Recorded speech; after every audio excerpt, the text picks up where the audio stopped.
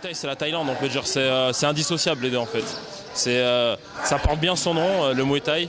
Donc c'est le sport national, donc qui est pratiqué un peu partout dans le pays. Vous avez des camps, on a des clubs de foot un peu partout en France. Et on a des camps de boxe thaï un peu partout en Thaïlande. Et même plus, je pense qu'on a plus de camps en Thaïlande que de clubs de foot en France. Donc c'est vraiment un sport qui est pas pratiqué par tous, mais qui est vu de tous sur les chaînes nationales. On a tous les dimanches, tous les week-ends, on a des combats qui passent à la télé. Donc c'est un sport qui a peut-être plus d'une centaine d'années. Donc voilà, au fil du temps, il s'est installé vraiment comme un... Voilà, c'est indissociable, voilà, comme j'ai dit, c'est le mot juste, je pense.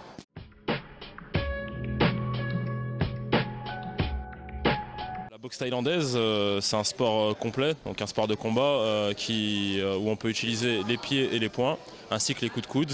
Et on a des techniques comme le corps à corps, on a le droit aux projections, donc aux saisies, donc pour projeter son adversaire.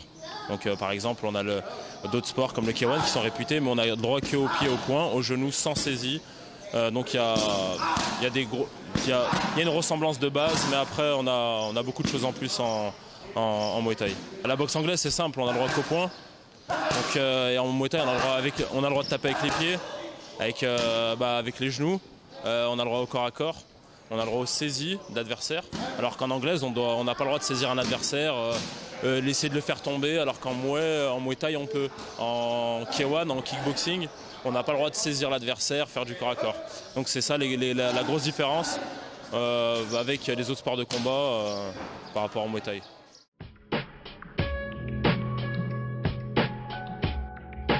Vous avez un camp, vous avez un promoteur, donc le patron du camp, donc qui investit son argent pour créer un camp. Donc, comme vous voyez, il y a toute une structure derrière. Vous avez des entraîneurs, vous avez des boxeurs thaï en fait, qui sont pris en charge dès le plus jeune âge, dès 5-6 ans. À partir de 5-6 ans, on pratique en Thaïlande. On peut faire des combats professionnels dès cet âge-là. Et c'est des boxeurs qui appartiennent au camp, donc qui boxent pour le camp. Donc le camp se rémunère avec les primes des boxeurs qui peuvent monter selon les adversaires battus. Donc ça monte, ça descend. Hein, donc c'est un peu un effet yo-yo, on va dire.